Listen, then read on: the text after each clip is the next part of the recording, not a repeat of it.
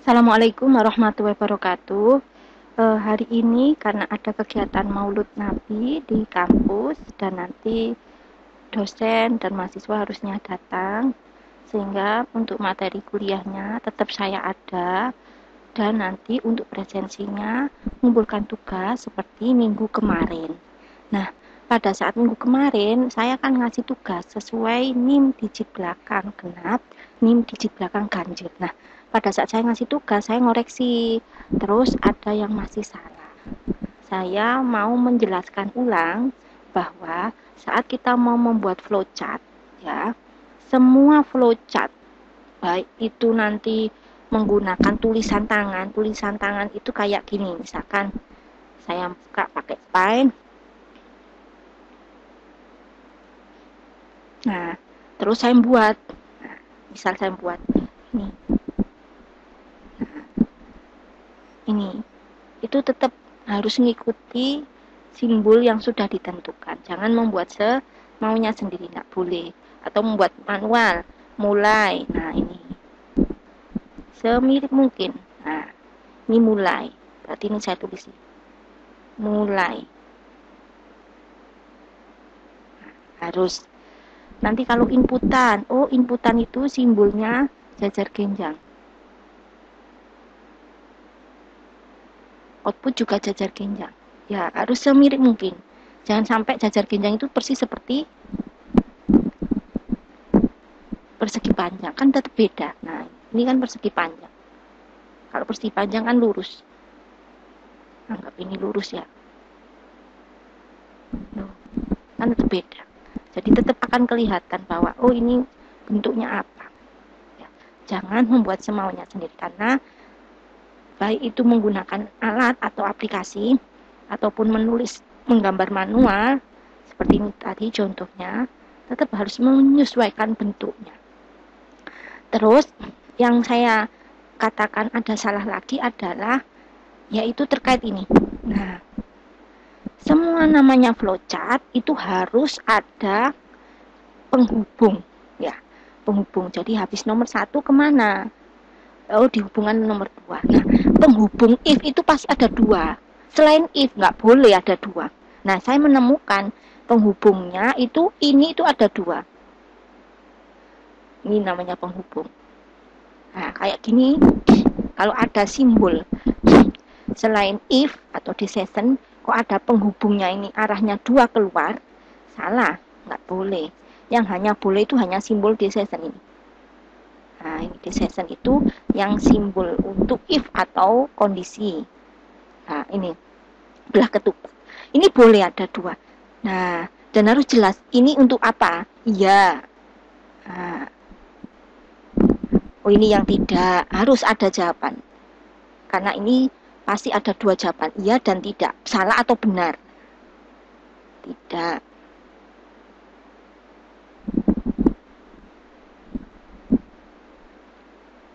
Nah, ini. Kalau simbol selain ini tidak boleh, ada penghubung garis keluarnya 2, nggak boleh. Saya lanjut lagi. Ini jawabannya apa? Ini mulai, karena ini saya pakai aplikasi, jadi langsung saya pilih di save. Nah, ini ya, insert save. Terus di sini ada flowchart. Mulai itu namanya terminator ini. Terminator. Open ini kan ada this document has been opened. Nah, ini berarti memulai. Nah, ini mulai.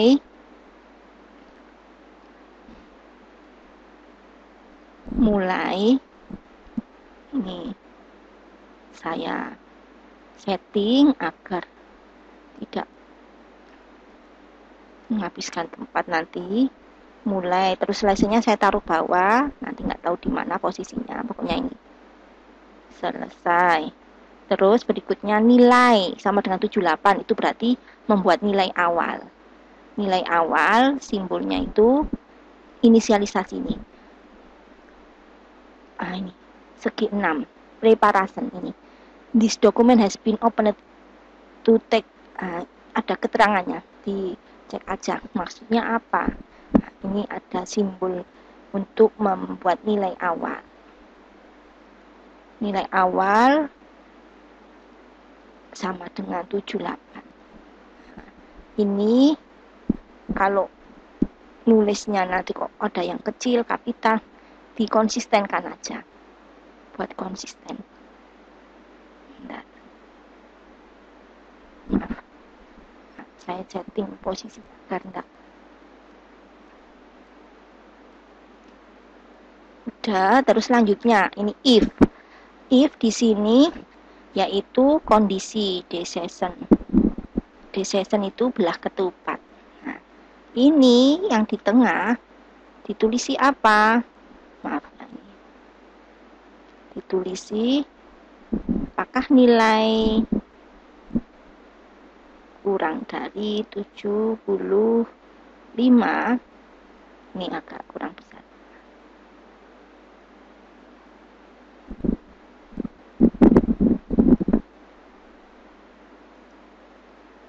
Misalkan mau ditulis tambahan if, boleh, tapi tidak perlu sebenarnya. Ini dengan sendirinya orang baca itu sudah paham maksudnya.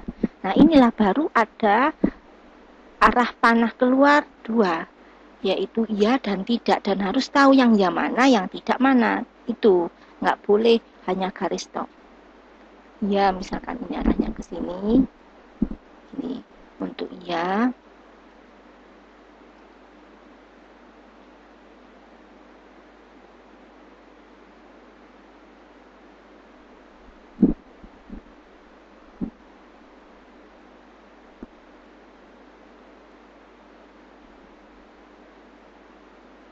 Iya.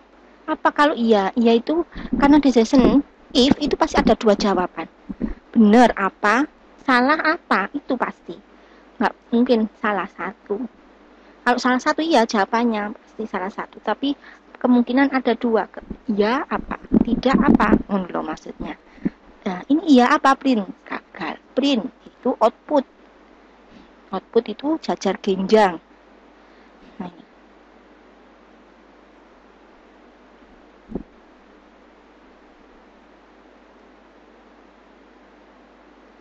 Print gagal. Print gagal. Kalau tidak apa? Saya kasih garis panah keluar lagi. Semuanya harus dihubungkan nanti. Nanti enggak apa-apa. Ini boleh di copy. Nanti lulus. Udah, ini selesainya. Kita kasih garis penghubung semuanya.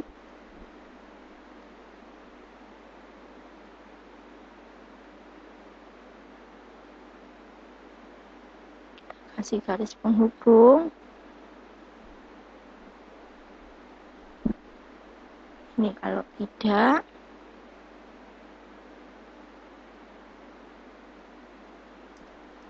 no, untuk menyingkat. Ini yes, gitu ya. Maaf. Terus garis penghubung lagi untuk yang atas. Ini namanya flowchart. Flowchart itu ada garis penghubungnya.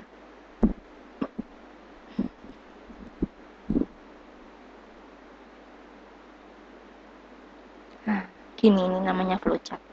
Biar enggak gerak-gerak kemana-mana, saya grup.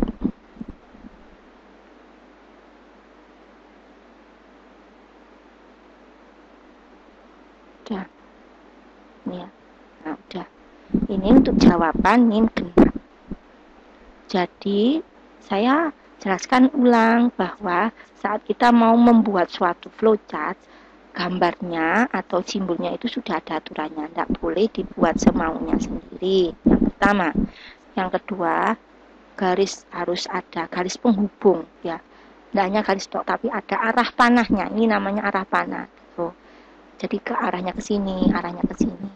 Jelas. Dan yang boleh arah panahnya keluar dua itu hanya decision, ini simbol belah ketupat. Ini NIM genap. Lanjut, sekarang NIM ganjil. Maaf.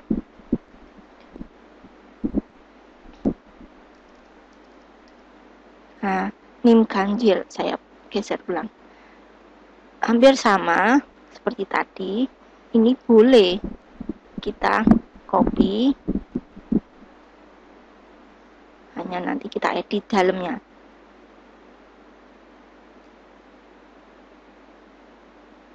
Ini A sama dengan 90.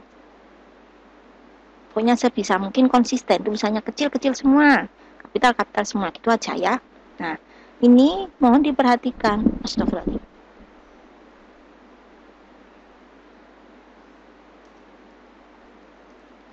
Ini mohon diperhatikan, ada simbol persen. Apa artinya persen?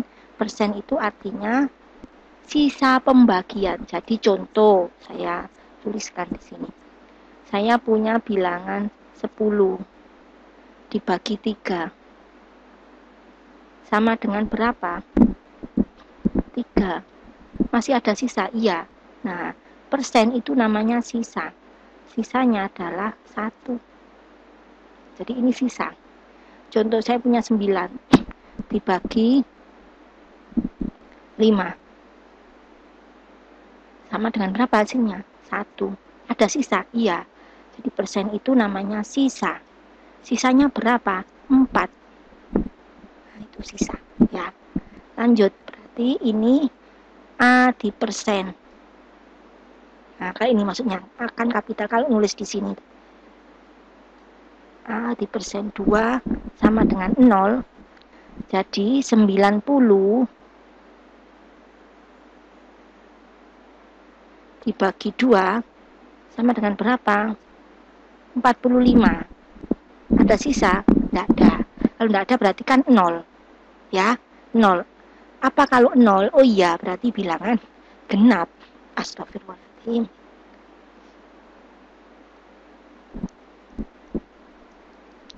Kalau tidak, apa yang dilakukan? Oh, kalau tidak berarti ganjil.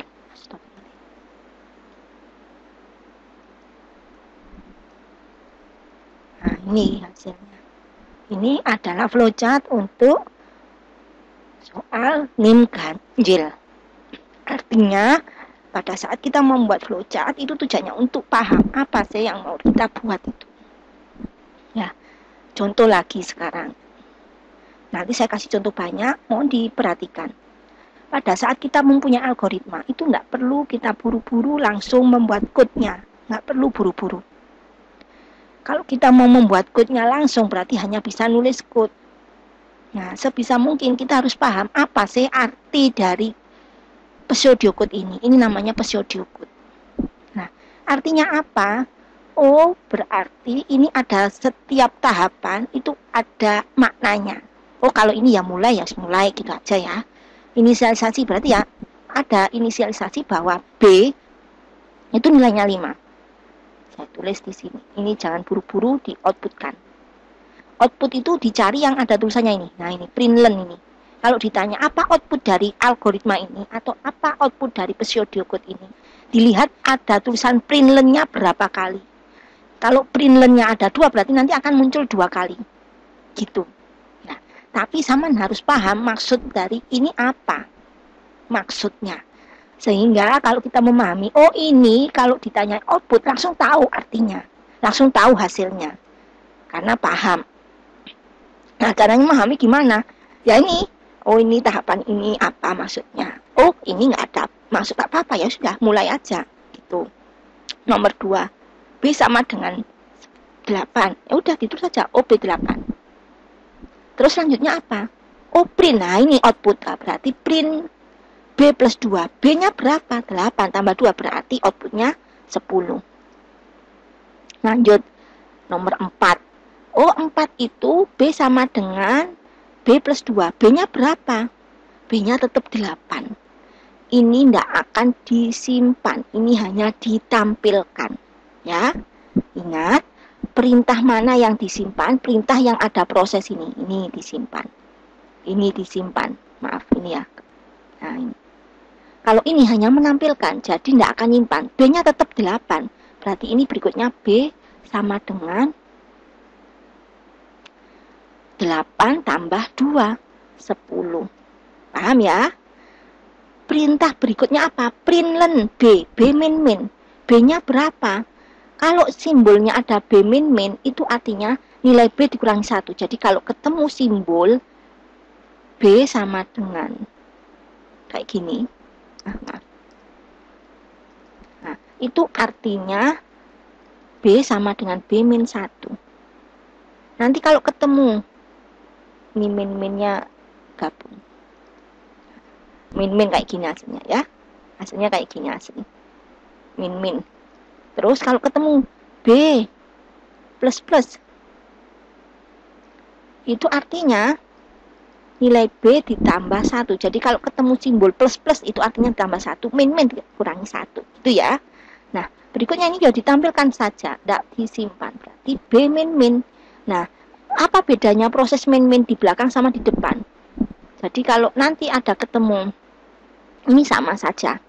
Sama B min-min B. Ini sama ya. Sama-sama B dikurang 1. Hanya bedanya ini akan dikerjakan langsung. Ini dikerjakan. Nilai B dikurangi 1. Tapi kalau seperti ini, nah ini B-nya di belakang, itu nilai B-nya dulu ditampilkan baru dikurangi. Sehingga ini tetap outputnya adalah 10. Kalau mau yakin benar nggak hasil output saya ini, boleh dicoba code-nya. Itu untuk meyakinkan kita apakah logika kita itu benar. Jadi kita mainnya adalah memahami suatu algoritma. Tidak langsung tiba-tiba nulis code gitu, enggak. Karena kita harus memahami, oh nanti saat mau nulis code itu apa yang harus kita lakukan. Nah, gitu. Apa yang harus kita lakukan? Yang kita lakukan adalah memahami logikanya, apa hasilnya, seperti itu. Sambil nunggu ya. Terus ini penjelasan yang pertama. Penjelasan yang kedua. Nah, ini belum saya kasih tugas, belum. Ini saya masih menjelaskan lagi. Penjelasan ini persis seperti tadi. Ini memproses. Ini hanya menampilkan, tidak akan disimpan. Ini memproses, ini tandanya di depan dulu. Berarti nanti akan berbeda hasilnya. Kita mulai dari yang pertama. Mulai. Selesai ya. Tidak ada kaitannya. Yang perlu dimulai adalah apa? Nah ini. A nilainya sama dengan 9. A9. A-nya ditambah 4. 9 ditambah 4. Berapa? 13. Outputnya. Nah, ini ada print. Yang ditanyakan kalau output itu berarti cari yang ada print. Nanti printnya ada 2 berarti. Print ini sama print ini. Output yang pertama apa? A ditambah 4. A berapa? 13. Tambah 4 berarti munculnya 17. Terus A. A berapa? A terakhir ini tetap. Ini yang dilihat adalah nilai yang tersimpan. Yang tersimpan itu yang diproses. Ini namanya simbol proses. Nah, ini A. A-nya berapa? 13. 13 ditambah 2 sama dengan berapa? 15. A15. Nah, berikutnya ini print len itu output min. Nah, min dulu berarti berapa min-minnya? Min-minnya 1. Kalau ada min berarti dikurangi 1. Maaf. Kok ini kurang ke atas. Biar kelihatan. Nah, berarti ini nilainya 14. Ini kita cek ya, kita lihat. Yang pertama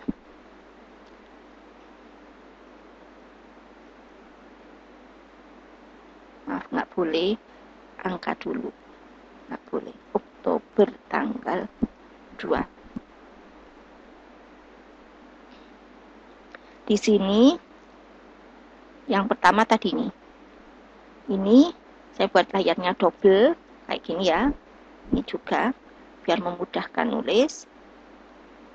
Pada saat kita mau ngecek benar enggak yang kita logikakan tadi.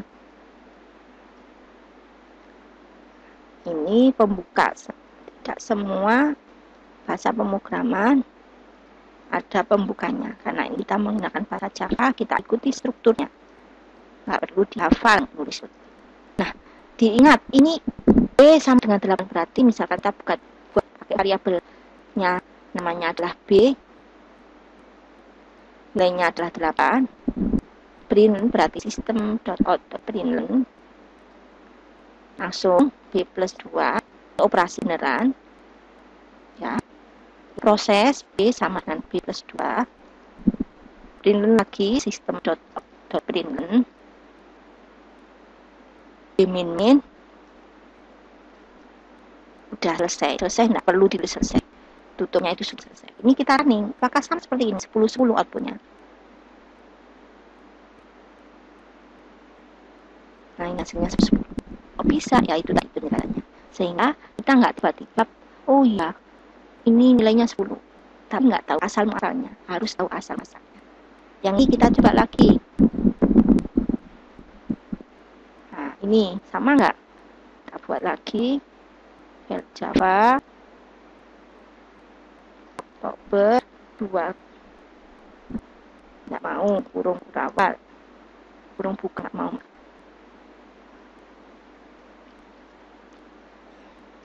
Kita mulai ya udah nih harus ada pembukanya kayak gini. Ini namanya mulai. Kadang bahasa pemrograman yang tidak ini intinya selain Java ada yang menggunakan pembuka, ada pembukanya nggak bisa. Ada yang contohnya kemarin saya nyebutnya adalah ton. Terus sekarang ini inisialisasi A sama dengan 9. Misalkan saya menggunakan tipe datanya integer, variabelnya namanya A sama dengan 9. Hanya ada proses berarti A plus 4. Di print berarti ini tampil A plus 4.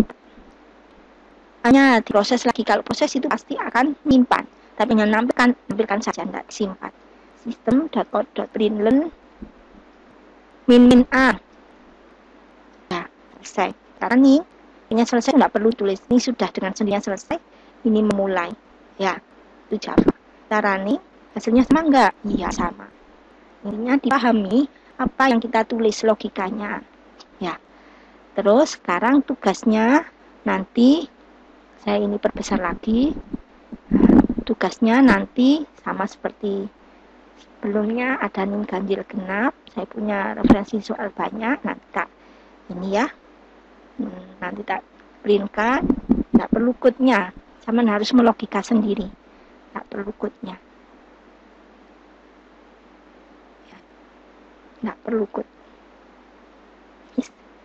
Ini tadi penjelasannya. Semoga bisa dipahami. Terima kasih. Mohon maaf. Assalamualaikum warahmatullahi wabarakatuh.